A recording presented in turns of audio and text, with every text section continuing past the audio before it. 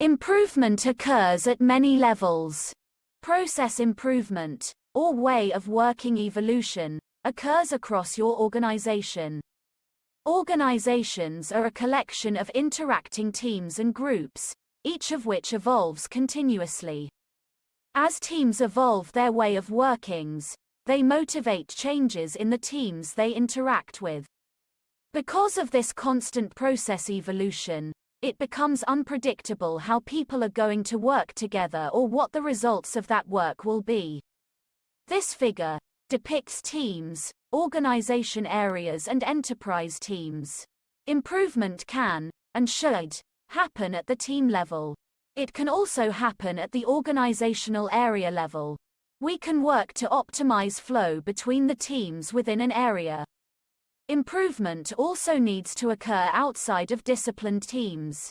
We can help the enterprise architecture, finance, and people management groups to collaborate with the rest of the organization more effectively. Disciplined Agile Toolkit is organized into 4 layers.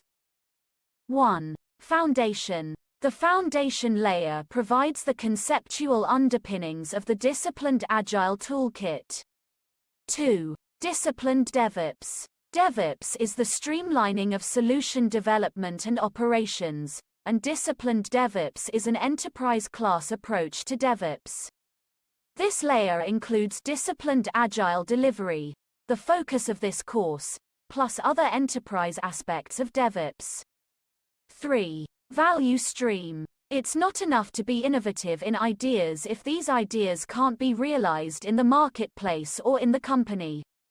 It visualizes what an effective value stream looks like, enabling you to make decisions for improving each part of the organization within the context of the whole. 4. Disciplined Agile Enterprise Layer focuses on the rest of the enterprise activities that support your organization's value streams.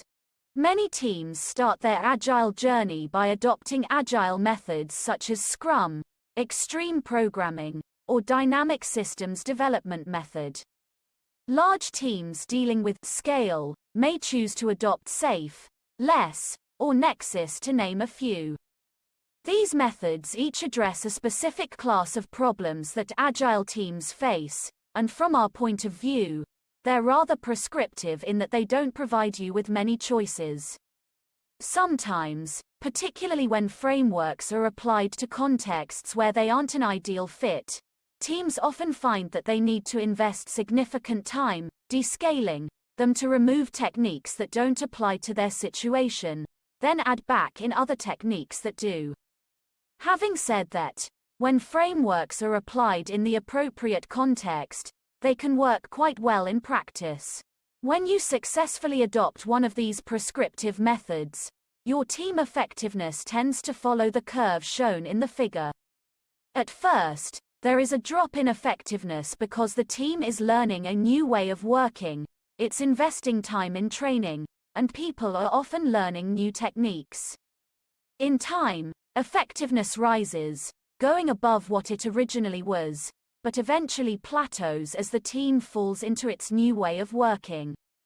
Things have gotten better, but without concerted effort to improve, you discover that team effectiveness plateaus. Scrum promises that you can do twice the work in half the time. Sadly, this claim of 4 times productivity improvement doesn't seem to hold water in practice. A recent study covering 155 organizations, 1,500 waterfall, and 1,500 agile teams found actual productivity increases of agile teams, mostly following Scrum, to be closer to 7 to 12%. At scale, where the majority of organizations have adopted SAFe, the improvement goes down to 3 to 5%. There are many ways that a team can adopt to help them improve their way of working. Many people recommend an experimental approach to improvement, and we've found guided experiments to be even more effective. The figure summarizes William Edward Deming's Plan, Do, Study, Act improvement loop. This was Deming's first approach to continuous improvement, which he later evolved to Plan Do Check Act, which became popular within the business community in the 1990s and the Agile community in the early 2000s. But what many people don't realize is that after experimenting with PDCA for several years, Deming realized that it wasn't as effective as PDSA and went back to it. The primary difference being that the study activity motivated people to measure and think more deeply about whether a change worked well for them in practice. It's important to note that figure provides a detailed description of a single pass through a team's continuous improvement loop. The basic idea with the PDSA or PDCA continuous improvement loop strategy is that you improve your way of working as a series of small changes, a strategy the lean community calls Kaizen, which is Japanese for improvement. In this figure you see the workflow for running an experiment. As seen in the figure, you have insights, hypothesis, identify potential options to address your insights, and then run experiments in the form of minimum viable changes. These minimum viable changes are introduced, allowed to run for a while, and then the results are measured to determine how effective they are in practice. Teams then can choose to stick with the changes that work well for them in the situation that they face, and abandon changes that don't work well.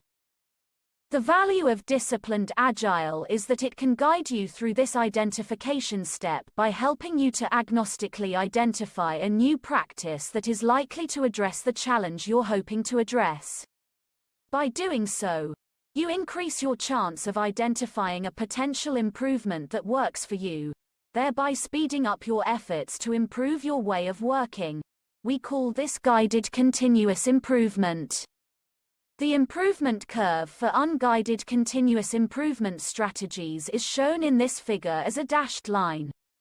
You can see that there is still a bit of a productivity dip at first as teams learn how to identify minimum viable changes and then run the experiments, but this is small and short-lived. The full line depicts the curve for guided continuous improvement in context.